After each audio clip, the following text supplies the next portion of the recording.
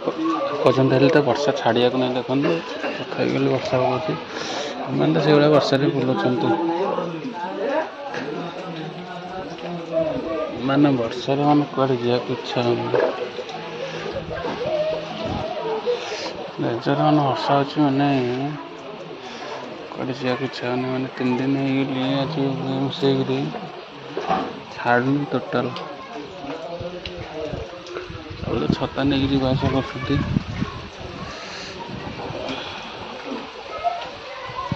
ବି line ତ ଏ ବର୍ଷାରେ ଦେଉନି, କାଟି ଦେଉଛି ଲାଇନ୍ ଯେ ମାନେ ଅସୁବିଧା ହେଉଛି। ଟାୱାର ଫାୱାର ଆସୁନି ଏଠିକି, ବହୁତ ପ୍ରୋବ୍ଲେମ୍।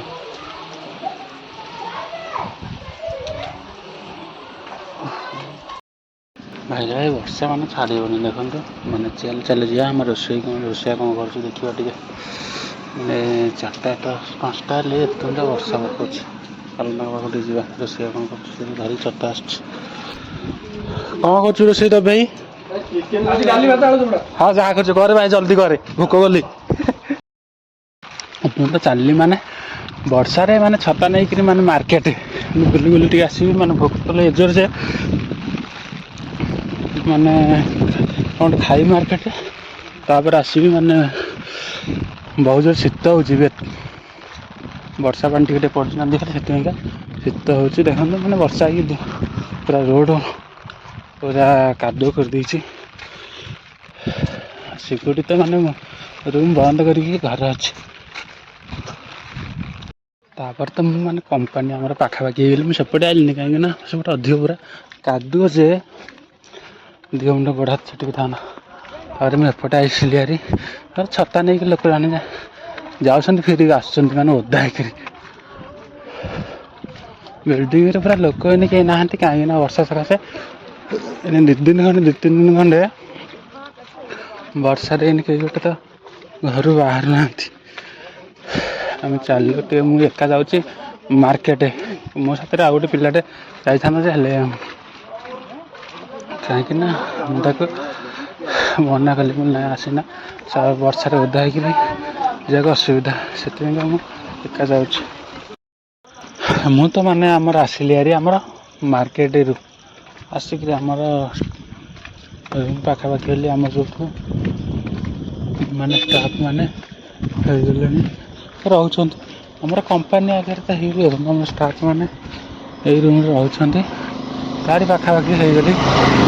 କାରଣ ମାନେ ବର୍ଷା ତ ଏପର୍ଯ୍ୟନ୍ତ ହେଲେ ପକଉଛି, ମାନେ ଆହୁରି ବି ଯାଉଛନ୍ତି ଲୋକମାନେ ମାର୍କେଟ ବୁଲିବାକୁ।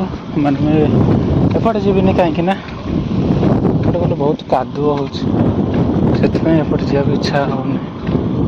ଏଇପଟେ ଗଲେ ମାନେ ଷ୍ଟାଫ୍ ଯେଉଁପଟେ ରହୁଛନ୍ତି ସେପଟେ ଅଧିକ କାଦୁଅ ହେଉଛି, ସେଥିପାଇଁ ସେପଟେ ଯିବାକୁ ଇଚ୍ଛା ହେଉନି। ସେପଟେ ଯିବାକୁ ଇଚ୍ଛା ହେଉନି, ସେପଟେ ଯିବାକୁ ପଡ଼ିବ। ରୋଡ଼ ଏପଟେ ଦେଖୁନ କେତେ କାଦୁଅ, ଏପଟେ ଯିବାକୁ ଇଚ୍ଛା ହେଉନି। ଏଇପଟେ ପଳେଇବା, ଏପଟେ ଯିବାନି, ସେପଟେ ଯିବା, ସେପଟେ ପଳେଇବା। ତାପରେ ଏଇଠି ଆମ ଷ୍ଟାଫ୍ ରହନ୍ତି, ମୁଁ ଏପଟେ ଯିବି ବୁଲିକିରି। ବର୍ଷାଟା ଏବେ ଯେଉଁଭଳିଆ ପକଉଛି ମାନେ କୁଆଡ଼େ ଆସିବାକୁ ଇଚ୍ଛା ହେଉନି।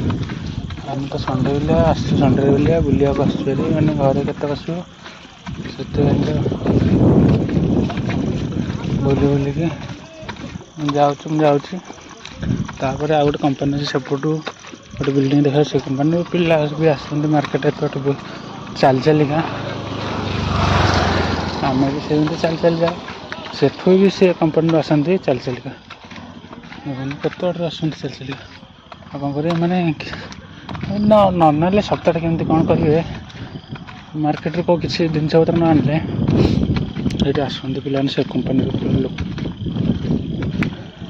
ମାର୍କେଟ ଯିବେ, କ'ଣ ସାମାନ ପତ୍ର ନେବେ, ତାପରେ ଘରକୁ ଯିବେ।